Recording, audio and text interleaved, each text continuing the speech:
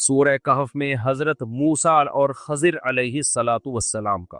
صحیح بخاری میں اس کی تفصیل ہے، قرآن میں جو واقعہ ہے اس کی وجہ کیا بنی، وہ وجہ بخاری میں لکھی ہوئی ہے۔ حضرت عبداللہ بن مسعود فرماتے ہیں کہ ایک نبی صلی اللہ علیہ وسلم نے فرمایا کہ حضرت موسیٰ علیہ السلام سے ایک دفعہ لوگوں نے پوچھا کہ اس وقت دنیا میں سب سے بڑا عالم کون ہے؟ موسیٰ علیہ السلام نے فرمایا میں، اور بات بالکل درست بھی تھی، پیغمبر سے بڑا تو دنیا میں کوئی نہیں ہوتا، لیکن اللہ کو آپ کا یہ انداز پسند نہیں آیا۔ ہر صحیح بات کہنے کی نہیں ہوتی، تواضع بہت بڑی چیز ہے۔ آج کل یہ تواضع مارکیٹ میں شارٹ، بس میں سب سے بڑا ہوں باقی سارے، حالانکہ آپ سب سے چھوٹے ہوتے ہیں، وہ بھی ایسا وہ بھی ایسا، وہ جو کیڑے نکالتے رہتے ہیں نا بیٹھ کے، وہ بھی غلط وہ بھی غلط وہ بھی غلط، مجھ سے اللہ کام لے رہا ہے، اس کا مطلب آپ سے تو کام لے ہی نہیں رہا۔ تو موسیٰ کلیم اللہ اتنے بڑے، ان کی زبان سے یہ نکل گیا سب سے بڑا عالم کون ہے؟ میں۔ بات صحیح تھی لیکن اللہ کی طرف پھیرنا چاہیے تھا، تو اللہ نے آپ کو تنبیہ کی، فرمایا موسیٰ جو کچھ علوم میں نے دوسروں کو بھی دیے ہیں جو آپ کو نہیں دیے، تو جاؤ آپ ایک بندے ہیں ہمارے فلاں جگہ پہ، سفر کر کے چلے جاؤ، وہاں ایک بندے سے آپ ملاقات کرو تو آپ کو پتہ چلے گا کہ کچھ چیزیں اللہ نے ان کو ایسی دی ہیں جو آپ کو بولو نا نہیں۔ حضرت موسیٰ علیہ السلام اپنے خادم کو لے کے چلے گئے، اور اللہ نے بتایا کہ اس کی نشانی ہے کہ مچھلی ٹفن سے نکل کے سمندر میں زندہ ہو کے چلی جائے گی، کچھ نشانی بتائی کہ کچھ ایسا ہوگا۔ اب جب یہ وہاں پہنچے ہیں تو کہیں ایک جگہ کنارے پہ آرام کیا تو وہ مچھلی نکل کے زندہ ہو کے سرنگ بنا کے چلی گئی۔ اب جو ان کے خادم تھے نا وہ بھول گئے کہ ایسا ہوا ہے، اور صبح اٹھ کے پھر یہ آگے چلے، چلتے چلتے تھک گئے۔ حضرت موسیٰ علیہ السلام نے فرمایا آتینا غداءنا لقد لقینا من سفرنا ھذا نصبا، لاؤ بھائی دوپہر کا کھانا لے کر آؤ، اس سفر میں تو ہمیں بڑی تھکاوٹ ہو گئی ہے۔ پیغمبروں نے ناشتے نہیں کیے کبھی بھی، غدا کہتے ہیں 11 بجے کا کھانا، عربوں میں عادت تھی کہ 11 بجے کھانا کھاتے تھے دوپہر کا، پھر قیلولہ کر کے آرام کرتے اور رات کا کھانا مغرب کے بعد کھاتے۔ یہ تمام صحابہ پیغمبروں کی سنت ہے۔ ناشتے کا لفظ قدیم عربی میں آپ کو ملے گا ہی نہیں۔ ناشتہ جو ہے نا گوروں نے انٹروڈیوس کروایا، یہ گوروں نے تعارف کروایا اس کا، سمجھتے نہیں ہو بات۔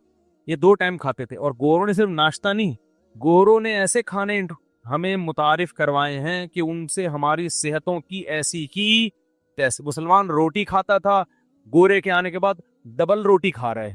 اب بتاؤ روٹی نقصان دہ یا ڈبل روٹی؟ ڈبل روٹی۔ مسلمان روٹی کھاتا تھا، گوروں نے برگر متعارف کروایا، برگر پیزا یہ سب کہاں سے آئی ہیں؟ مسلمان لسی پیتا تھا، وہ واقعہ سنا لسی پیو لسی، اور گوروں نے کیا؟ Cold drink. تو صحتوں کے برباد کرنے میں گوروں کا بہت بڑا دخل ہے۔ وہ الگ بات ہے پھر وہی بتا بھی رہے ہیں کہ یہ نقصان دہ، یہ ٹھیک ہے نا، کہ خود ہی کہہ رہے چھوڑ دو یہ چیزیں، لیکن اب آپ نے ایسا چسکے لگا دیے کہ اب لوگ دنیا چھوڑنے کے لیے تیار ہیں، پیزے چھوڑنے کے لیے تیار نہیں ہے۔ تو مسلمانوں کی خوراکیں 2 ٹائم ہوتی تھی، وہ شام کو چائے میں ڈبو کے کھانا، سموسے، یہ سب گوروں نے متعارف کروایا، مسلمان نہیں کھا، مسلمان 2 ٹائم۔ ہم نے اپنے بزرگوں کو دیکھا ہے، وہ بتاتے تھے ہم تو ناشتہ جانتے بھی نہیں تھے کیا ہوتا ہے، 11 بجے کھا کے سوئے۔ اچھا گورے میں قیلولہ نہیں ہے، یہ قیلولہ چھڑوایا ہم سے گوروں نے ہے۔ ہندوستان میں، افغانستان میں، ایران میں، پوری دنیا میں جہاں بھی مسلمان آپ کو ملیں گے، قدیم مسلمان سب دوپہر کھانے کے بعد سوتے تھے۔ گوروں نے جب ہندوستان پہ حکومت کی ہے تو قیلولے کا لفظ اور قیلولے کی عادت مارکیٹ سے نکال دی۔ سمجھتے نہیں ہو بات کو؟ تو کچھ چیزیں ہماری وراثت میں تھی، ان کو لے لینا چاہیے۔ خیر اب عادی ہو گئے ناشتے کے، کر لیں آپ، منع نہیں ہے، لیکن پیغمبروں کی ہے۔ تو حضرت موسیٰ علیہ السلام نے فرمایا تھک گئے ہیں، کیا لے آؤ؟ کھانا لے کر آؤ۔ انہوں نے کہا اوڑے وہ مچھلی کھانی تھی، مچھلی تو ڈبکی لگا کے سمندر میں چلی گئی ہے۔ تو حضرت موسیٰ کیا کھا رہے تھے کھانے میں؟ فش۔ پیغمبروں کو اللہ غلط چیزیں بولو نا کیا ہو گئے نہیں کھلاتے۔ ایسا نہیں ہے کہ برگر لے آؤ بھائی، پاپے لے آؤ۔ پیغمبر بڑی سادہ اور اچھی خوراکیں کھاتے ہیں۔ ہمارے نبی کی خوراکیں دیکھ لو نا کیسی صحت والی۔ تو وہ کہا کہ وہ تو فش نکل کے کہاں چلی گئی ہے۔ اچھا جھینگا بھی آپ کو نہیں ملے گا، نہ کسی صحابی سے ملتا ہے کہ جھینگا کھایا ہو کسی نے، نہ کسی تابعی سے ملتا ہے۔ بہرحال اختلافی مسئلہ ہے، لیکن اس میں امام ابو حنیفہ کا جو رائے ہے نا بہت مضبوط ہے کہ سمندر کی صرف مچھلی حلال ہے۔ بہت مضبوط رائے امام صاحب کی، کیونکہ مچھلی کھانے کا ہی تذکرہ ملتا ہے ہمیں۔ اس پہ دلائی میں دے چکا ہوں، ابھی اس کا موقع نہیں ہے۔ تو خیر قرآن میں بھی کہیں نہیں ملتا، یہ بات کہتے ہیں قرآن سے ثابت ہے کہ مچھلی کے علاوہ، وہ آیت کا مفہوم کیا ہے وہ میں بیان کر چکا ہوں، بہرحال اختلافی مسئلہ ہے، اس میں شدت جائز نہیں ہے۔ تو حضرت موسیٰ علیہ السلام واپس پلٹے، ارے بھائی وہی تو جگہ تھی جہاں اللہ نے حکم دیا تھا کہ خضر کو تلاش کرو، وہاں گئے تو حضرت خضر علیہ السلام سے ملاقات ہوئی، تو انہوں نے کہا بھائی اللہ نے کچھ چیزیں آپ کو بتائی ہیں جو مجھے نہیں ہیں، تو مجھے میرے پاس نہیں ہے، تو اللہ نے مجھے بھیجا ہے کہ میں آپ سے وہ سیکھوں۔ تو حضرت خضر نے فرمایا کہ آپ ان چیزوں میں صبر نہیں کر سکتے۔ کیوں حضرت خضر نے یہ کہا؟ انہوں نے کہا میں کچھ ایسے کام کروں گا آپ صبر بولو نہیں کر سکتے۔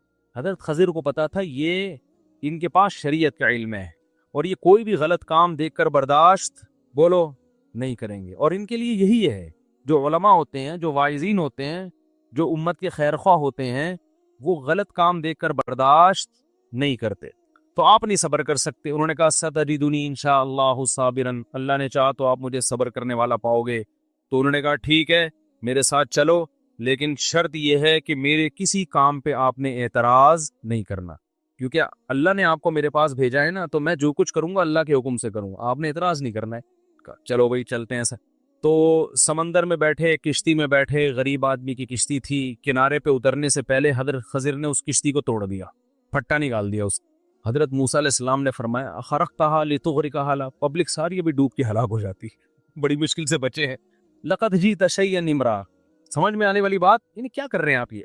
حضرت خضر نے فرمایا کہ الم اقل انک لن تستطیع معی صبرا، میں نے کہا نہیں تھا کہ آپ صبر نہیں کر سکتے؟ حضرت موسیٰ کو ایک دم یاد آیا، انہوں نے فرمایا کہ لا تؤاخذنی بما نسیت، بھائی اگر میں بھولے سے کوئی غلطی کر رہا ہوں تو اس پہ آپ مجھے مت پکڑیں۔ انہوں نے کہا چلو ٹھیک ہے، اب آرام سے چل رہے ہیں۔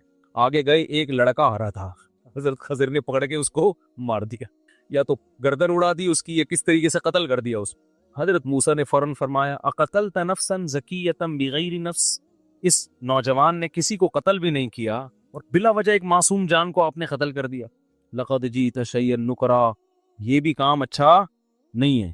حضرت خضر علیہ السلام نے فرمایا الم اقل لک انک لن تستطیع معی صبرا، میں نے تو پہلے ہی آپ کو بولا تھا کہ آپ میرے ساتھ صبر نہیں کر سکتے۔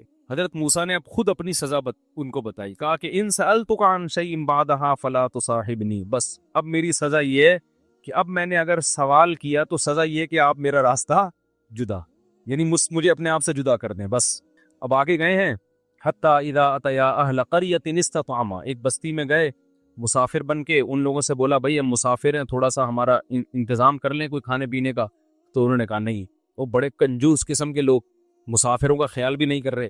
تو حضرت خضر نے دیکھا بستی والوں کی ایک دیوار تھی، گرنے لگی تھی نا، نقصان ہو جاتا، تو انہوں نے اس کو سیدھا کر دیا۔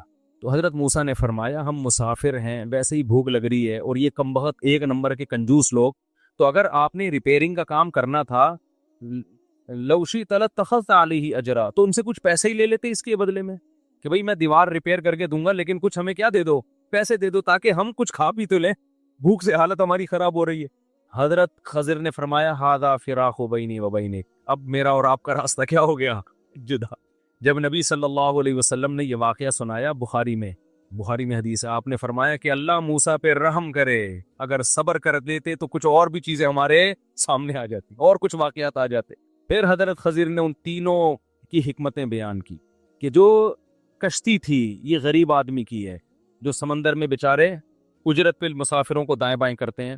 آگے ایک بادشاہ ہے، وہ کشتی کو غصب کر لیتا ہے ظالم، تو وہ عیب دار کشتی کو غصب نہیں کرتا۔ تو میں نے یہ کشتی اس لیے توڑی ہے کہ وہ عیب دار دیکھ کر اس کشتی کو واپس کر دے گا۔ اور وہ جو لڑکا ہے، یہ لڑکا جب بڑا ہوتا تو اپنے والدین کا سخت نافرمان بنتا، جبکہ والدین ان کے نیک اور صالح ہیں، پرہیزگار ہیں۔ تو اللہ نے ارادہ کیا کہ اس بچے کو موت دے کر اس کے بدلے میں ان والدین کو دوسرا بچہ دیں، اور وہ بچہ ان کی آنکھوں کی ٹھنڈک بنے گا۔ ماں باپ تو سمجھ رہے ہمارا بچہ مر گیا، لیکن میں نے قتل اس لیے کیا اللہ کے حکم سے کہ اس کا نعم البدل اللہ ان کے اگر یہ زندہ رہے گا تو والدین کو بہت ستائے گا ہی۔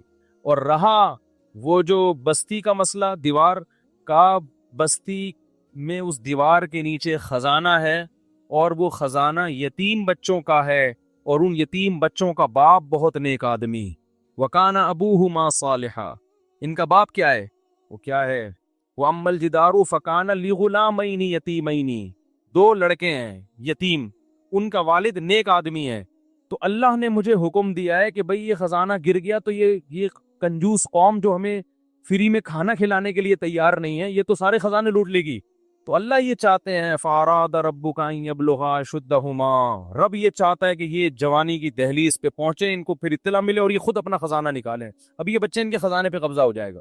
ذالک تاویل ما لم تستطع علیہ صبرا، اے موسیٰ یہ ان واقعات کی حکمت ہے جن پر آپ صبر نہیں کر سکے.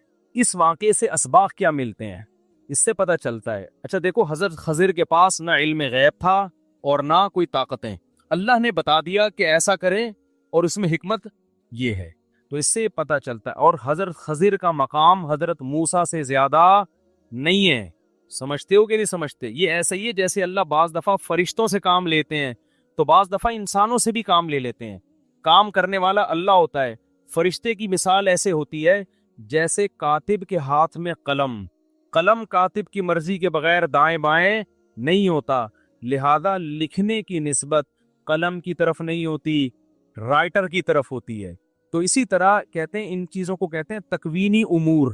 اس کائنات کو جب اللہ چلاتے ہیں نا تو کچھ تکوینی امور ہوتے ہیں، کچھ ایسے کام ہوتے ہیں جن کا شریعت سے تعلق نہیں ہے بلکہ ان کا اللہ کی حکمت اور مصلحت سے تعلق. تو یہ کام اللہ فرشتوں سے بھی لیتے ہیں، ان کو اختیارات نہیں دیتے. اسی طرح بعض دفعہ اللہ بعض انسانوں سے بھی لیتے ہیں مگر اختیارات ان انسانوں کے پاس نہیں ہوتے، لہذا وہ کام ان انسانوں سے مانگنا جائز نہیں ہے جیسے ہم فرشتوں سے نہیں مانگتے نا، کیونکہ ہمیں پتہ ہے بارش فرشتہ تھوڑی دے گا، بارش کون دے گا؟ اللہ. ہاں وہ فرشتوں کے ذریعے دے دے. حضرت مریم کو جو بیٹا ملا اس میں جبریل کی قدرت نہیں ہے، قدرت کس کی ہے؟ اللہ کی. تو جبریل تو ایک ذریعہ بنے ہیں، اسی وجہ سے جبریل سے کبھی بھی اولاد نہیں مانگی جاتی، یہ شرک ہے. اب کوئی کہے جبریل آپ نے مریم کو شوہر کے بغیر بیٹا دے دیا تو مجھے بھی، میری تو بیوی بھی ہے، ہم دونوں صحت بھی ہیں، رپورٹیں بھی بالکل کلیئر آ رہی ہیں، سب کوئی بیماری بھی نہیں ہے، تو اے جبریل آپ ہمیں بیٹا دے دیں، تو یہ کیا ہو جائے گا؟ کفر، یہ شرک، کیونکہ جبریل کو بیٹا دینے کا اختیار نہیں ہے. تو اسی طرح خضر علیہ السلام کو بھی یہ اختیارات نہیں تھے بلکہ اللہ نے کسی خاص موقع پہ ان کو بتا دیا کہ یہ کام میں یہ حکمت ہے، آپ یہ کر دیں. تو اس لیے علماء کہتے ہیں کہ اللہ کی طرف سے ایسا نظام ہوتا ہے کہ غیب سے اللہ تعالیٰ لوگوں کے حالات بگاڑ بھی رہے ہوتے ہیں اور بنا بھی رہے ہوتے ہیں. تو اس میں ہمیں کیا سبق ملتا ہے کہ اللہ اپنی مخلوق سے غافل بولو نہیں. اب وہ دیکھو بچے کو مار کے چلے گئے اور ماں باپ تو رو رہے ہوں گے، ہائے ہمارا چھوٹا سا بچہ پتہ نہیں کیسے مر گیا، ہائے ہائے یہ ہو گیا. ان کو پتہ نہیں بھائی اللہ نے آپ کے لیے یہ بہت اچھا، یہ بہت ہو قتل بھی کر دیتے ہیں بچے بڑے ہو کر ماں باپ کو. اسی طرح وہ جو دیوار صحیح ہو گئی تو اب وہ لوگ تو سمجھ رہے ہیں قوم کے لوگ یار ہم تو ایک نمبر کے کنجوس، مگر ہماری دیواریں پھر بھی فری میں کیا ہو رہی ہیں؟ صحیح ہو رہی ہیں. تو تمہیں نہیں پتا کہ یہ جو دیواریں صحیح ہو رہی ہیں اصل میں تم کمبختوں کے ظلم سے یتیموں کو بچایا جا رہا ہے. اور یہ بھی کہ یتیموں کے لیے صحیح ہو رہی ہیں، ہر ایک کے لیے نہیں، ان یتیموں کے لیے جن کے والد نیک آدمی. پتہ چلا آپ کے والدین اگر نیک ہیں یا آپ اگر نیک ہیں تو غیب سے اللہ کیسے آپ کے بچوں کے لیے انتظام کرتا ہے. نہیں آ رہی بات؟ کیسے غیب سے انتظامات ہوتے ہیں آپ کے لیے. تو تقوی للہیت اپنے اندر پیدا کرنی چاہیے. اللہ کسی کو بھی خضر بنا کے بھیج سکتا ہے، خضر کو نہ بھی بھیجے. خضر علیہ السلام تو انتقال ہو گیا، بہت سے کہتے ہیں زندہ ہے، واللہ عالم، ہمارے پاس کوئی ان کی زندگی کی کوئی دلیل نہیں ہے. بعض لوگ کہتے ہیں ہماری ملاقات ہوئی ہے تو پھر ان سے آپ پوچھ لیں جا کے، میری تو اب تک ایسی کوئی ملاقات ہو نہیں سکی. حضرت عیسیٰ کی حیات پر تو دلائل قائم ہے، حضرت خضر کی حیات پر کوئی قرآن و سنت میں کوئی دلیل نہیں ہے. تو اللہ کیسے غیب سے کیا کرتے ہیں؟ انتظام. کیسے اللہ تعالیٰ نے غیب سے انتظامات کیے ان کی نیکی کی وجہ سے. جانور کے لیے تو چیلنج ہی نہیں، اس کو فطرت کو ڈیفائن کرنے کی ضرورت ہی نہیں ہے، اس کو سیدھا راستہ جاننے کی ضرورت ہی نہیں ہے. اللہ اس کو پیدا کر کے دھکا دے کے اس کو صحیح ٹریک پہ چلا دیتا ہے. جس نے لاہور جانا ہے اللہ اس کو لاہور کی ٹرین میں بٹھا دیتا ہے، جس نے خانیوال جانا ہے اس کو خانیوال کی ٹرین میں اللہ بٹھا دیتا ہے، جس نے پشاور جانا ہے اللہ اس کو پشاور کی ٹرین میں بٹھا دیتا ہے. اس کو ضرورت ہی نہیں ہے کہ میرا ٹریک صحیح ہے کہ نہیں ہے، جو اس کی منزل ہے فطرت اللہ اس کو دھکا دے کے اس پہ چلا دیتا ہے. اب جیسے شیر سے بات آئی تھی کہ وہ ہم سے مشورے لے کے کھاتا تو گوشت کے ساتھ تھوڑے سے فائبر ملا کے کھا رہا ہوتا، ہاضمہ اس سے کیا ہوتا ہے، یا کولڈ ڈرنک پی رہا ہوتا ہضم کرنے کے لیے. تو اللہ نے اس کو چلا دیا اس کی لائن پہ. وہ آپ چڑیا گھر میں بھی لاؤ گے نا وہ نہیں مانتا اس چڑیا گھر کے پروٹوکول کو، زو کے پروٹوکول کو وہ نہیں مانتا. وہ کہتا ہے مجھے ویسا ہی پہاڑ چاہیے، مجھے ویسا ہی کچا گوشت چاہیے، ہڈی توڑ کے کھاؤں گا میں، یہ کیا کباب اور کوفتے بنا کے میرے سامنے تم لوگوں نے پیش کر دیا، مجھے یہ بالکل بھی پسند نہیں ہے. शेर के पिंजरे में आप शेर छोड़ दें, पूरी जिंदगी गुजर जाएगी, वो उससे अपनी जिनसी ख्वाहिश पूरी नहीं करेगा। आप उसको लॉ ला के दिखाएं, यूके में नेशनलिटी मिल जाएगी भाई तुम्हें, समझ रहे हो? कोई उसके कोई दलील कारगर नहीं होगी। वो ये नहीं कहेगा कि मुझे चूंकि फीमेल नहीं मिल रही तो मेरे भी जज्बात हैं, चलो वसीम सही, फिर शेरों में भी तो वसीम सत्तार होते हैं ना, चलो सत्तार भाई, चलो गफूर भाई, चलो जी ये। ना ना ना ना, उसकी नेचर उसकी तरफ माइल, बोलो नहीं, वो गंदगी है ये, वो नहीं मानेगा इसको। तो जानवर, बच्चा बकरी का पैदा होते ही कहाँ दूध की तरफ लपकता है। आप उसके सामने गोश्त डालोगे, कभी भी उसको मुंह मारने की कोशिश नहीं करेगा वो। लेकिन इंसान का जो मसला है ना मेरे भाई, सारा मसला इंसानों का है। इंसान के सामने दो बड़े चैलेंज हैं। एक, फितरत की डेफिनेशन क्या है, नंबर दो, उस पे चलना कैसे है। ये जो कुरान कहता है ना, कुरान का जो इंट्रोडक्शन अल्लाह मियाँ ने कहा मैं दुआ कबूल करता हूँ, कबूल कैसे करता हूँ ये भी तो अल्लाह मियाँ ने कहा ना। पूरे कुरान में वाकयात बता दिए कि कैसे कबूल करता हूँ। याकूब अलैहिस्सलाम ने दुआ मांगी नहीं होगी मेरा बच्चा वापस मिल जाए, तो क्या मिल गया उनको? नहीं मिला। यूसुफ अलैहिस्सलाम परेशानियों में आए, बुराई से बचे, जिना की उनको दावत दी गई, बचे, तो बचने के नतीजे में और परेशानियों में चले गए, जेल में चले गए, सारी जिंदगी उनकी कहाँ गुजरी? जेल में गुजरी। तो कबूल होने का ये मतलब ही नहीं है जो आप समझ रहे हैं। अगर दुआएं ऐसे कबूल होती तो सारे काफिर हर वक्त अल्लाह से दुआएं मांग रहे होते बैठ के।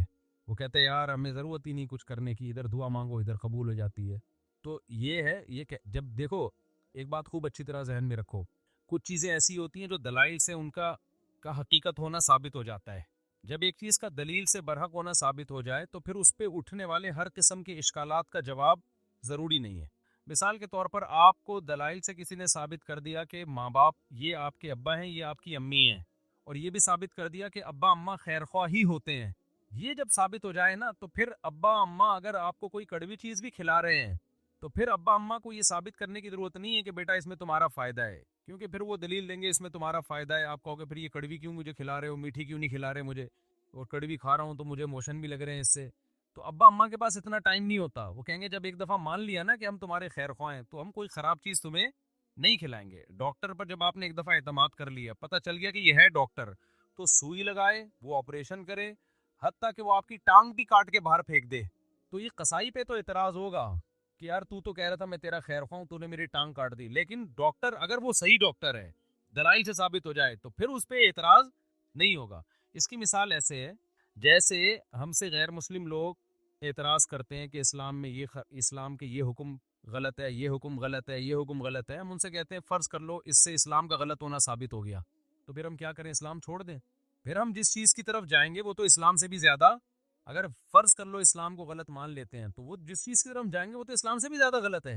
यानी एक आदमी कह रहा है कि तुम्हारे अब्बा तुम्हारे खैर ख्वाह नहीं है तुम्हारे, तो आप क्या कहेंगे? ठीक है मैं अब्बा को छोड़ दूँ, तुझे अपना अब्बा बना लूँ, फिर मैं तू तो मेरा कुछ लगता ही नहीं है। एक दफ़ा कुछ क्या हुआ, ईसाइयों की तरफ से या किसी और मज़हब की तरफ से कुछ इश्कालात आए, उन्होंने कहा इस्लाम पे इनको कुछ इश्कालात है। मैंने कहा मैं उन इश्कालात का जवाब दूंगा, लेकिन एक मिसाल है कि अगर आपको वो जवाब नहीं मिलता तो क्या मैं ईसाई हो जाऊँ? क्या ईसाइयत पर इश्कालात नहीं है क्या? तो ये दुनिया में हो नहीं सा कि हर चीज़ 100% हर चीज़ आपकी समझ में आ जाए। जब कुछ बेसिक चीज़ें जब समझ में आ जाती हैं तो फिर आगे हथियार डालने पड़ते हैं आपको, कि भाई आगे वो समझ में आए ना आए, आपने ये मानना पड़ता है कि जो चीज़ समझ में आ जाए ठीक है, नहीं आए तो भाई मेरा इल्म क्या है, नाक़िस है। पहली बात ये कि ये जो इन्होंने लिखा कि अल्लाह ताला ने, इस्लाम ने कुछ बातें की हैं, दुआएं कबूल होती है, कदम बढ़ाओ अल्लाह तुम्हारा साथ देंगे, अल्लाह तुम्हें जो है ना, तुम 2 कदम बढ़ाओगे अल्लाह 4 कदम बढ़ाएगा। तो अगर इससे गलत होना साबित हो गया तो ये क्या मतलब? अल्लाह है नहीं क्या? ये कायनात खुद ब खुद बनी है, ये साबित होना चाहता है इससे। दूसरा, अल्लाह है तो क्या मतलब? वो झूठ बोलता है माज़ अल्लाह, उसने ये गलत बातें की हुई हैं। ज़ाहिर है ये भी नहीं हो सकता, अल्लाह क्यों गलत बातें करेगा? या इस्लाम का गलत होना साबित हो जाएगा तो फिर कौन सही है? क्या एथियस लोग सही हैं, जो जिनके पास कोई सही और गलत का क्राइटेरिया ही नहीं है, मैयार ही नहीं है उनके पास? तो फिर तो ये इंसान और गधे घोड़ों में कोई फ़र्क रहेगा नहीं। फिर तो ये कायनात यही आएगा जो एथियस कहते हैं खुद ब खुद बनी है। तो वो आप यानी एक इश्काल से निकल के भागेंगे और उसके बड़े इश्कालात के जाल में आप फंस जाएंगे। तभी ये जो एथियस लोग हैं ना, जो कहते हैं कि इनकी समझ में ये नहीं आता कि ये कायनात तो खुद से बन नहीं सकती, तो अल्लाह खुद से कैसे बन गया, ये बड़ा इश्काल दोहराया जाता है। हम इनसे कहते हैं कि आपको ये समझ में नहीं आ रहा कि अल्लाह हमेशा से कैसे है, और इसकी बेस पे आप अल्लाह का इनकार करके इस कायनात को हमेशा से मान रहे हो। ये समझ में आ रहा है आपके कि हमेशा से है, हालांकि ये ज़्यादा बड़ा एतराज़ है। ये तो मादी चीज़ है, इसमें तो चेंजर के बगैर चेंजिंग नहीं हो सकती, तो क्रिएटर के बगैर ये क्रिएट कैसे हो गई? تو جب بھی کوئی اسلام پہ اعتراض کر رہا ہوتا ہے نا، ایک اعتراض کر کے وہ اس سے بڑے اعتراض کے جال میں پھنس رہا ہوتا ہے، تو آپ کو اپنی عقل کے گھوڑے وہاں روکنے پڑتے ہیں. آپ کہتے ہو یار کچھ چیزیں ایسی ہیں جو جہاں عقل ہماری رسائی کرتی ہے، اور کچھ چیزیں ایسی ہیں وہاں ہمیں ہتھیار ڈالنے پڑتے ہیں. تو یہ نہیں ہو سکتا کہ کائنات خود سے بنی ہے، یہ بھی نہیں ہو سکتا کہ جس نے بنایا ہے اس نے انسانوں کو آزاد چھوڑ دیا ہو، کوئی ہدایت نہ دی ہو، اور یہ بھی نہیں ہو سکتا کہ وہ ہدایت اسلام کے علاوہ کوئی اور ہو، کیونکہ وہ قانون ہمیں ہدایت اسلام میں ہی ملتی ہیں، اس کے علاوہ کہیں اور نہیں ملتی. اب اگر اسلام ایک بات کہہ رہا ہے تو اس کا ظاہر آپ کی سمجھ میں نہیں آ رہا، تو بھائی پھر آپ دوسری آیتیں اور دوسری احادیث اور قرآن کی دوسری آیتیں ملا کے دیکھو گے تو آپ کو اس کا مطلب سمجھ میں آئے گا. اللہ نے یہ باتیں کی ہی نہیں ہے جو کہہ رہے ہیں نا اسلام تو باتیں کرتا ہے، عملی طور پر تو کچھ نظر نہیں آتا.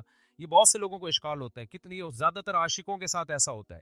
ایک عاشقہ تھی، ڈاکٹر پہ عاشق ہو گئی تھی، یہ 10 سال پرانی بات ہے، اب سمجھ میں نہیں آئے گا کس کی بات ہو رہی ہے. اس نے مجھے بتایا، میں اللہ سے دعائیں مانگ مانگ کے تھک گئی. وہ ہاؤس جاب میں اس کے ساتھ جاب کرتا تھا نا، وہ لڑکا بھی ڈاکٹر بنا تھا، یہ بھی ڈاکٹر بننی تھی. مجھے اس سے عشق ہو گیا، میں دعائیں مانگ مانگ کے تھک گئی، اللہ دے ہی نہیں رہا. تو کہاں ہیں وہ دعائیں، کہاں ہیں وہ سب چیزیں جو اللہ نے وعدے کی ہیں؟ تو کچھ بھی نہیں ہے، ایسی باتیں ہیں. کچھ لوگ کیا کرتے ہیں، ہمارے محلے میں ایک صاحب بیمار ہو گئے تو ان کو کسی نے بتایا کہ یہ وظیفہ پڑھو، قرآن کی یہ آیتیں پڑھو، ٹھیک ہو جائیں گے تمہارے ابا. وہ سارا دن پڑھتے تھے، آیت کریمہ بھی پڑھی، وہ پھر ابا کا پھر بھی انتقال ہو گیا. اور انتقال بھی ایسے ہوا کہ ڈاکٹروں نے کہا تھا کہ احتیاطاً آپریشن کروا لیں آپ. ویسے وہ ٹھیک ٹھاک تھے، احتیاطاً آپریشن کے چکر میں گئے اور نکلے ہی نہیں آپریشن تھیٹر سے ہی، ان کی ڈیڈ باڈی ہے. اچھے بھلے ہنستے کھیلتے گئے تھے، وہ آپریشن ہی ناکام ہو گیا. تو انہوں نے کہا ہم نے تو اتنے وظیفے پڑھے. تو بھائی اللہ میاں نے اگر یہ کہا ہوتا نا کہ میں دعا اس طرح سے قبول کروں گا کہ جس کو ٹھیک ہونے کی دعا مانگو گے ٹھیک ہو جاؤ گا، تو پھر لوگ مرتے کیا؟ پھر تو انسان کی عمریں سب کی 90 سال لازمی عمر ہوتی، کیونکہ کون بوڑھا نہیں ہے جس کے لیے، کون بیمار نہیں ہے جس کے لیے پیچھے دعائیں نہیں مانگی جاتی. دعا کا مطلب ہمیں یہ بتایا گیا ہے کہ تم نے اپنا کیس فائل کر دیا اللہ کے دفتر میں، اپنی ذمہ داری تمہاری ہو گئی ہے پوری. بڑا آفیسر بیٹھا ہوتا ہے نا، تو آپ جاتے ہیں اس سے کوئی ریکویسٹ کرتے ہیں، کہتے ہیں بھائی یہ پروسیس ہے، اس کو فالو کرو، اور اپنی فائل یہاں ویزے کے لیے آپ نے اپلائی کر دیا نا، ٹھیک ہے آپ کی ذمہ داری کیا ہو گئی، پوری ہوگی. آپ کو انٹرویو کے لیے بلایا جائے گا، ہم نے ویزا دینا ہوگا دیں گے، نہیں دینا ہوگا نہیں دیں گے. تو ہم نے اپنی ذمہ داری پوری کر لی ہے. باقی اللہ کا کام ہے، وہ اس طرح سے دعا قبول کرتا ہے یا اس طرح سے دعا قبول نہیں کرتا. لیکن اس نے کہا میں قبول کرتا ہوں، کیا مطلب؟ پھر اس نے قبول کرنے کا مطلب ہمیں بتایا ہے. بعض دفعہ میں وہی چیز تمہیں پکڑا دوں گا جو تم چاہ رہے ہو، بعض دفعہ اس کا کوئی آلٹرنیٹ میں تمہیں دے دوں گا، بعض دفعہ کوئی مصیبت آنے والی ہوگی وہ مصیبت میں تم سے ٹال دوں گا. کچھ بھی نہیں، آخری درجہ حدیث میں آتا ہے اس کے بدلے میں اجر دے دوں گا جو آخرت میں ملے گا تمہیں. اب جس کو آخرت پر ایمان ہوگا وہ مان لے گا، جس کو نہیں ہوگا تو اللہ کہتے ہیں جاؤ نہ مانو. پھر تو بدماشی تھوڑی ہے اللہ کے سامنے کسی کی. کوئی کہتا ہے یار آخرت میں کیوں، مجھے دنیا میں چاہیے، اللہ کہتے ہیں تم آخرت کو نہیں مانتے تو جاؤ تم. تو یہ اللہ نے باتیں یہ والی کی ہیں جو میں آپ کو بتا رہا ہوں. ان باتوں میں اللہ پورا نہ اتر رہا ہو تو پھر آپ بات کرو. اور یہ بھی آپ کی بات ہے کہ آپ کو پوری ہوتے ہوئے نظر نہیں آ رہی. ہم نے اپنی زندگی میں اپنی دعاؤں کو پورا ہوتا ہوا، میرے کتنے مسائل حل ہوئے ہیں الحمدللہ. آج تک جتنے مسائل میں نے اپنے آپ کو ڈالا ہوا ہے آپ سوچ سکتے ہو، جتنی ذمہ داریوں میں ڈالا ہوا ہے نا ہم نے اپنے آپ کو. ہمارے تو سارے مسائل بھائی دعاؤں سے ہی حل ہو رہے ہیں. سارے مسئلے اللہ کا شکر ہے ہمارے دعاؤں سے حل ہو رہے ہیں. بلکہ مجھے تو ڈر لگتا ہے کہ اللہ ہم سے کہے گا تمہارا عمل تو کچھ بھی نہیں ہے، سارے مسئلے ہم نے تمہارے کیا کر دیے، حل کر دیے. تو یا تو بھائی آپ نے کچھ ایسے مسئلے بنائے ہوئے ہیں جو مسئلے ہیں نہیں، وہ آپ کے اپنے بنائے ہوئے مسئلے ہیں، یا پھر آپ نے اللہ پر کو یہ جو ہم کہتے ہیں نا یہ کروں تو یہ پورا ہو جائے، اس کا مطلب اللہ آپ ہیں اور اللہ کیا ہے، آپ کا بندہ ہے. پھر وہ اگر آپ یہ چاہتے ہو نا میں یوں کہوں اور اللہ یوں کر دے، تو پھر تو اللہ آپ بن گئے نا. بھائی جس کا آرڈر چلتا ہے، جس کی بات 100% مانی جاتی ہے، باس تو وہ ہوتا ہے. کیا خیال ہے؟ تو پیغمبروں کی سیرت قرآن نے جو اتنی لمبی لمبی سیرت بیان کی، موسیٰ علیہ السلام کے بارے میں بتایا کہ بنی اسرائیل کو وعدے کرتے رہے کہ اللہ تمہیں غلبہ دے گا، اللہ تمہیں. بنی اسرائیل نے ایک دن تنگ آ کے کیا کہا ہے، اوذینا من قبل ان تاتینا ومن بعد ما جئتنا، اے موسیٰ تیرے آنے کا کوئی فائدہ نہیں ہوا. آنے سے پہلے بھی ٹینشن تھی، آنے کے بعد بھی ٹینشن. موسیٰ علیہ السلام نے کیا کہا، عسیٰ ربکم ان یرحمکم، امید ہے اللہ رحم کرے گا، امید ہے اللہ کیا کرے گا، رحم کرے گا. اور بالکل اینڈ میں لے جا کے نا جب بنی اسرائیل نے کہا اب تو مر ہی گئے، بالکل دریا کے کنارے کھڑے ہوئے کہہ رہے ہیں اب تو بس مارے گئے. موسیٰ علیہ السلام اس وقت بھی کیا کہہ رہے ہیں، بھئی اللہ میرے ساتھ ہے. اس وقت یہ بھی نہیں کہا مدد کرے گا، ساتھ ہے، جو ہو رہا ہے ہمارے حق میں بہتر، بھلے شہادت دے دے یہاں پہ، ٹھیک ہے نا، بھلے شہادت دے دے، لیکن میرے ساتھ اللہ ہے، میں اس کو ناکامی نہیں سمجھتا. جو بھی میرے ساتھ ہو رہا ہے میں اس کو ناکامی نہیں سمجھتا. تو صحابہ کرام تو جنگوں میں شہید ہوئے ہیں، اور شہادت سے پہلے کیا کہہ رہے ہیں، فزتو ورب الکعبہ، رب کعبہ کی قسم ہم کیا ہو گئے، کامیاب, حالانکہ وہ تو 100% ناکامی ہے. جو آدمی موت کے منہ میں جا رہا ہے اس کے تو سارے پروگرام ہی ضائع ہو گئے نا, اس کے تو سارے ویژن کی ایسی کی تیسی ہو گئی. لیکن وہ مرتے ہوئے کیا کہہ رہے ہیں کہ ہم کامیاب ہو گئے. وجہ کیا ہے کہ بھائی جو اللہ اب ہمارے ساتھ کر رہا ہے ہمیں یقین ہے کہ وہ ہمارے حق میں بہتر ہی ہو رہا ہے, ہمارے حق میں برا نہیں ہو رہا. تو آپ کو اپنے آپ کو اللہ کا بندہ بنا کے زندگی گزارنی ہے. جس طرح سے ابھی آپ چاہتے پوری کرنا چاہ رہے ہیں نا, اس کے لیے اللہ نے جنت رکھی ہے. وہاں بٹن دباتے ہی سب کچھ ہو جائے گا, صحیح ہے نا. وہاں دعا کا ظاہر قبول ہوگا. وَلَكُمْ فِيهَا مَا تَشْتَهِي أَنفُسُكُمْ, اللہ نے جو باتیں کی ہیں نا, کہہ رہے ہیں اللہ جو باتیں کرتے ہیں وہ ہوتی تو نظر نہیں آ رہی. اللہ نے جنت کے بارے میں یہ باتیں کی ہیں. وَلَكُمْ فِيهَا مَا تَشْتَهِي أَنفُسُكُمْ, جو چاہو گے وہ تمہیں ملے گا. دنیا کے بارے میں اللہ نے یہ کہا نہیں ہے. جو اللہ نے باتیں کی ہیں دنیا کے بارے میں وہ سورہ بنی اسرائیل میں ہے. اللہ تعالیٰ فرماتے ہیں کہ من کان یرید العاجلۃ عجلنا لہ فیہا ما نشاء لمن نرید. یہ اللہ کے الفاظ ہیں سورہ بنی. یہ باتیں کی اللہ نے کہ جو دنیا میں نعمتیں چاہتا ہے نا, مجھے یہاں میری شادی ہو جائے, یہ والی جاب مجھے مل جائے, یہ کام میرا ہو جائے, یہ فلانا کام میرا ہو جائے, یہ ساری جو چاہتے ہیں یہ دنیا کی چاہتے ہیں نا, اللہ کہتے ہیں کہ جو شخص من کان یرید العاجلۃ, جو دنیا کی زندگی چاہتا ہے, عجلنا لہ فیہا ما نشاء, تو ہم اس کو اتنا دیں گے جتنا ہم چاہیں گے. اس کے مطالبے پر نہیں دیں گے ہم اس کو کہ جتنا یہ مانگ رہا ہے یا جتنا یہ اسٹرگل کر رہا ہے نا. بہت سو کی اسٹرگل کی ایسی کی تیسی ہو جائے گی. بہت سو آپ نے دیکھا ہوگا نا 7 کامیاب لوگوں کی 7 عادتیں, وہ جو کتابوں میں لکھا ہوتا ہے, تو وہ 7 سے 14 عادتیں ہوتی ہیں بعض لوگوں میں, پھر بھی ناکام ہو جاتے ہیں. انہوں نے صرف کامیاب لوگوں کی وہ کتابوں میں لکھا ہوا ہوتا ہے کہ جو دنیا کے بڑے بڑے کامیاب لوگ ہیں ان میں یہ خصلتیں پائی جاتی تھیں. آپ نے کیا کیا, وہ خصلتیں اپنے اندر پیدا کر لیں, پھر بھی ناکام ہی ہو گئے آپ. تو اس پہ بھی کتابیں آنی چاہیے کہ 7 کامیاب لوگوں کی علامتیں جو 25 ناکام لوگوں میں پائی گئی ہیں. تو اللہ میاں نے جو باتیں کی ہیں, جو یہ کہہ رہے ہیں اللہ میاں صرف باتیں ہی کرتے ہیں, پورے تو ہو نہیں رہے, تو اللہ میاں نے جو باتیں کی ہیں دنیا کے بارے میں, جو اللہ میاں نے باتیں کی ہیں, من کان یرید العاجلۃ, اللہ کہتے ہیں جو دنیا کی نعمتیں چاہے گا, عجلنا لہ فیہا ما نشاء, ہم اس کو دنیا میں دے دیں گے جتنا ہم چاہیں گے, جتنا یہ مانگ رہا ہے, جتنا یہ چاہ رہا ہے. اگر ایسا ہوتا تو زرداری 5 سال کے لیے صدر بنتا, پھر اگلے 5 سال کے لیے پھر دوبارہ زرداری صاحب نے بن جانا تھا, اگلے سال کے لیے بھی سارے ہی بن رہے ہوتے صدر, اور سسٹم نہ چلتا جو ابھی ہماری کنٹری میں کیا چل رہا ہے, سسٹم چل رہا ہے.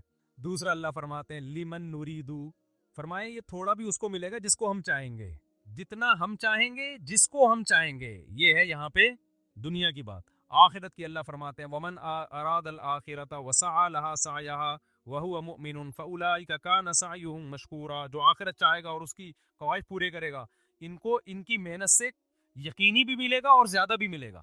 اب ان کا اگلا سوال دین کے بارے میں کہ میں تو توبہ کرتا ہوں تو توبہ پہ بھی قائم نہیں رہتا, تو اللہ تو وہاں بھی مدد, بھائی یہ کہہ رہے ہیں میں گناہ سے توبہ کرتا ہوں پھر توبہ ٹوٹ جاتی ہے, تو اللہ تو مدد کرے نا, میں جب توبہ کروں تو قائم رکھنے کی توفیق دے مجھے. پھر یہ بہت سے لوگوں کے ساتھ ہوتا ہے یہ, بھائی آپ جو توبہ کر رہے ہو نا, توبہ ٹوٹ رہی ہے تو اللہ نہیں توبہ توڑ رہا, آپ نے خود گناہ کر کر کے اپنے آپ کو گناہ کا عادی بنا دیا ہے, لت پڑ گئی ہے آپ کو. اور جو بار بار گناہ سے توبہ ٹوٹتی ہے نا, یہ انہی کی ٹوٹتی ہے جو پہلی دفعہ جو گناہ کرتے ہیں وہ توبہ پہ قائم بھی رہتے ہیں. 25-26 دفعہ طبیعت سے گناہ کرنے کے بعد پھر توبہ کرتے ہیں, پھر کہتے ہیں توبہ ہماری کیا ہو جاتی ہے. جب آپ نے سٹے کا عادی بنا دیا اپنے آپ کو, تو پھر تو آپ کا دل للچائے گا نا. تو یہ الزام اللہ کو کیوں دے رہے ہو, یہ تو آپ کا جرم ہے, خود اپنے آپ کو عادی بنائے. تو جتنا گناہ کرنے میں مزے اڑائے ہیں, اب چھوڑنے میں اسٹرگل بھی اتنی ہی کرنی پڑے گی. ایک بات. دوسری بات یہ کہ آپ گناہ سے توبہ صحیح طرح سے کر نہیں رہے. بعض دفعہ گناہ سے توبہ کرتے ہیں, اس کے جو گناہ کے قریب لے جانے والی چیزیں ہوتی ہیں نا, وہ نہیں چھوڑ رہے ہوتے.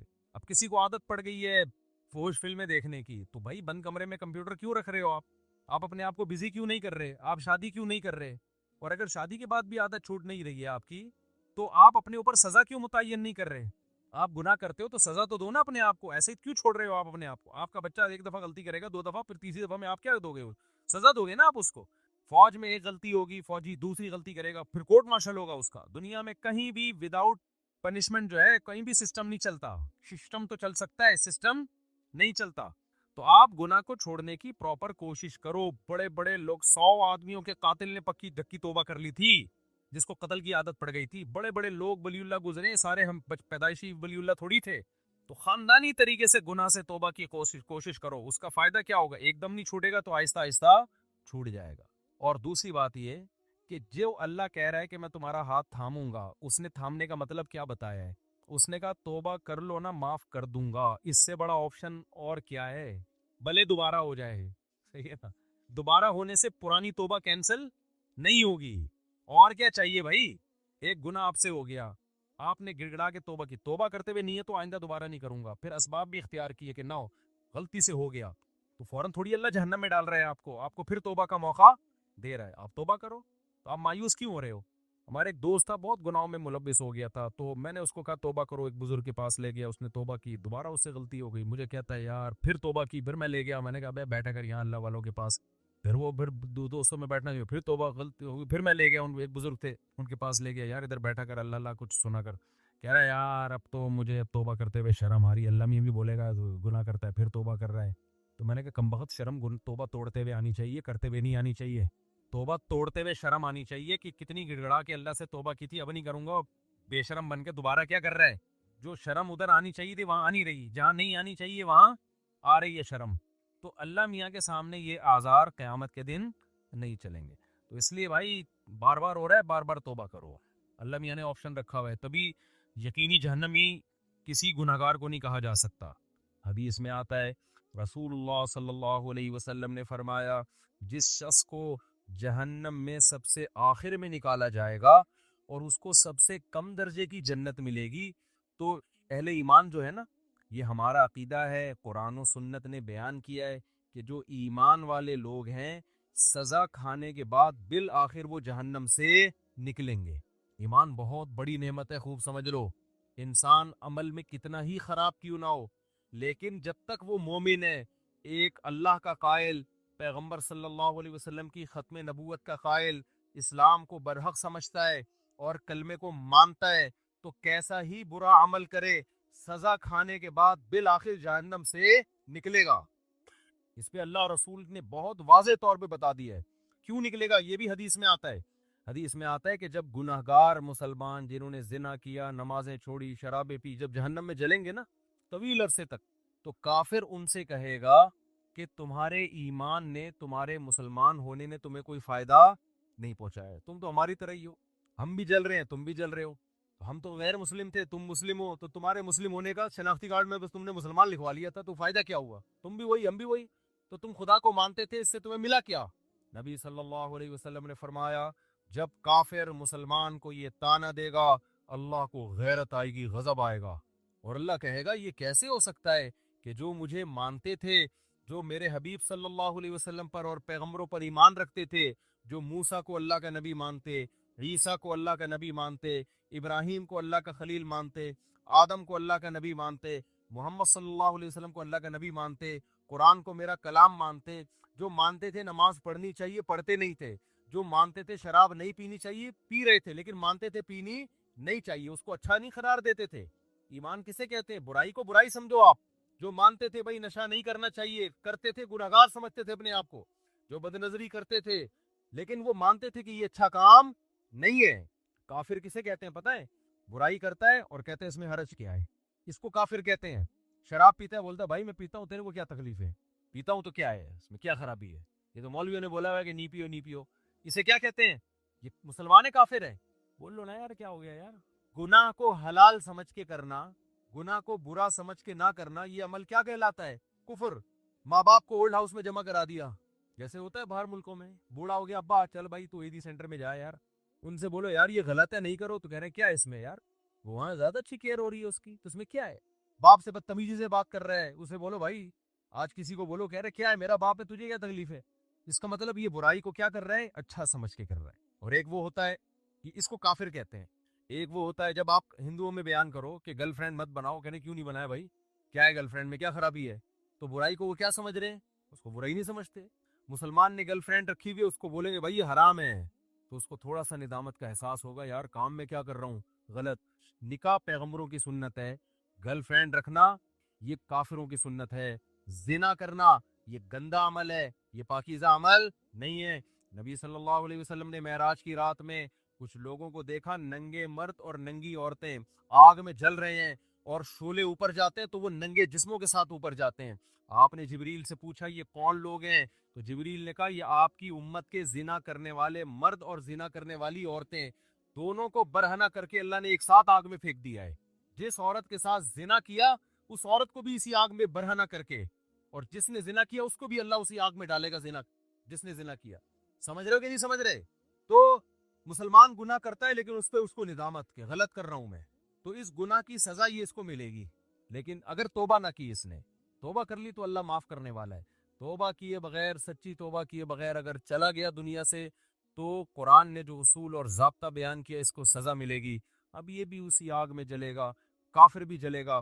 تو حدیث میں آتا ہے کافر ایک دن اس کو تانا دے گا اور کہے گا کہ تمہیں تمہارے ایمان نے کوئی فائدہ نہیں پہنچایا, تم اللہ کو مانتے تھے, ہم پتھروں کے بنے ہوئے بتوں کو مانتے تھے, تو کیا فائدہ ہوا, تم بھی ہماری طرح جل رہے ہو اور ہم بھی تمہاری طرح. تو اللہ کو غضب آئے گا, اللہ کو غیرت آئے گی کہ میرے ماننے والے جو برائی کو برائی سمجھا کرتے تھے اور مجھ سے توبہ استغفار کیا کرتے تھے, ان کو میں کیسے ان لوگوں کے برابر چھوڑ دوں جو میرا انکار کیا کرتے تھے. حدیث میں آتا ہے اللہ تعالیٰ فرشتوں سے کہیں گے کہ جس نے زندگی میں کبھی کوئی نیکی کی ہو اس کو جہنم سے نکال دو. بہت بڑی تعداد جہنم سے نکلے گی. پھر اللہ کہیں گے اب ایسا کرو, سفارشیں شروع ہوں گی, سفارشیں. پیغمبر صلی اللہ علیہ وسلم شفاعت کریں گے, اللہ نبی صلی اللہ علیہ وسلم کی شفاعت کی برکت سے بہت سارے مسلمانوں کو جہنم سے نکالیں گے. پھر رشتہ دار سفارش کریں گے, آپ کا کوئی بیٹا عالم ہو, حافظ ہو, شہید ہے, کوئی آپ کا دوست ہے, جیسے دنیا میں یاد کرتے ہیں نا, نادرا کی لائن میں لگے ہوئے, اندر کوئی تعلق والا نظر آ گیا, آنکھ ماری یار, وہ آ جاتا ہے, وہ بھی آنکھ مارتا ہے. ہمارے ایک دوست تھے اتنے چھوٹے سے نا, وہ پاسپورٹ کی لائن میں کھڑے ہوئے تھے. ہم نے ان سے پوچھا یار کوئی آپ کے ساتھ دلچسپ واقعہ ہوا ہو؟ ان کا قد بیچاروں کا بہت چھوٹا, پاسپورٹ کی لائن میں کھڑے ہوئے تھے. تو ہم نے کہا کوئی واقعہ, کہہ رہے ہیں میں پاسپورٹ کی لائن میں کھڑا ہوا ہوں, مجھے بلا ہی رہا ہوں. تو میں نے کہا یار اتنے لوگ مجھ سے پہلے چلے گئے, مجھے تو بلا. کہہ رہے بھائی تو کھڑا ہوگا تو تجھے بلاؤں گا نا, تو بیٹھا ہوا کیوں ہے؟ پھر کہتے ہیں میں نے ایسے اچھل کے بتایا بھائی میں بیٹھا ہوا نہیں ہوں, میں کھڑا ہوں. تو عجیب عجیب واقعات ہوتے ہیں پاکستان میں. تو جیسے ہوتا ہے نا یار, دنیا میں تو یہ غلط سمجھا جاتا ہے, لیکن اللہ تو اللہ ہے, اللہ اس تعلقات کا فائدہ پہنچائے گا.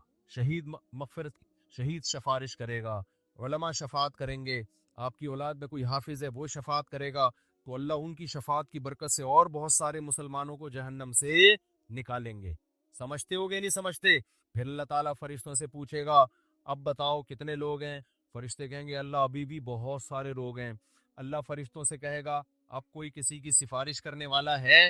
فرشتے کہیں گے اللہ کوئی سفارش کرنے والا نہیں ہے. سب کے جتنے ریلیٹو تھے سب نے نکال لی. اب یہ وہ لوگ پڑے ہوئے جن کا کوئی ریلیٹو بھی انسان کا بچہ, اپنے الفاظ میں کہہ رہا ہوں میں, کوئی حافظ عالم کوئی بزرگ کوئی ہے ہی نہیں, سارے وہی جو برے ماحول میں سب دائیں بائیں برے لوگ ہی تھے. تو اللہ جواب میں کیا کہیں گے, هل يبقى الا الرحمن, کہ رحمان تو باقی ہے نا. جب پیغمبر کو اپنی امت پہ ترس آ سکتا ہے, دوستوں کو دوستوں پہ ترس آ سکتا ہے, اولاد کو ماں باپ پہ, ماں باپ کو اولاد پہ, شوہر کو بیوی پہ, بیوی کو شوہر پہ ترس آ سکتا ہے, اور مجھ سے سفارش کر کے نکلوا رہے ہیں, تو میرا بھی تو اپنی بندوں سے خالق اور مخلوق کا تعلق ہے, تو میں بھی تو نکالوں گا نا. تو اب کوئی سفارش کرنے والا نہیں ہے. تو من کان فی قلبہ مثقال حبۃ من خردل من ایمان, جس کے دل میں رائی کے دانے کے برابر بھی ایمان ہے, اللہ فرشتوں سے کہیں گے اس کو بھی نکال کے لے آؤ, اس کو بھی نکال کے. ایمان کا مطلب پہلے سمجھ گئے؟ جو گناہ کرتا ہے اور فخر کرتا ہے وہ ایمان والا نہیں ہے, وہ ایمان والا نہیں ہے اللہ کی نظر میں, وہ تو کافر ہے. تو حدیث میں آتا ہے, بہت اہم حدیث ہے, خوب غور سے سنیں. اللہ ایک ایک وہ جو ہے نا فرشتہ پھر نکالنا شروع کرے گا, یہاں تک کہ جو سب سے آخر میں جہنم سے نکلے گا وہ سب سے بدبخت ترین انسان ہوگا کہ نہیں ہوگا؟ سب سے زیادہ اس کے اعمال کالے تھے, صرف ایک ایمان کی دولت لے کر گیا وہ. تو نبی صلی اللہ علیہ وسلم نے فرمایا کہ جب اللہ تعالیٰ اس کو نکالیں گے, اس حدیث کے راوی ہے عبداللہ ابن مسعود رضی اللہ تعالیٰ عنہ. حضرت عبداللہ بن مسعود کا حلقہ کوفہ میں لگا ہوا ہے, شاگرد بیٹھے ہوئے, حضرت عبداللہ بن مسعود ان کو یہ حدیث سنا رہے ہیں کہ اللہ تعالیٰ جب اس آخری فرد کو نکالیں گے نا, سب سے لاسٹ میں نکلے گا وہ, پتہ نہیں کیا ہوگا وہ, آپ خود سوچ لو, سب سے آخر میں نکلے گا وہ, تو وہ کہے گا کہ میرا رخ اس جہنم سے پھیر دیا جائے, اس سے نفرت ہوگی آگ سے, اللہ اس کا رخ پھیریں گے. پھر اللہ اس سے کہیں گے بتا تو کیا چاہتا ہے, بتا تو کیا چاہتا ہے. حدیث میں آتا ہے کہ جس طرف رخ کرے گا نا اس طرف جنت ہوگی, تو وہ اللہ سے کہے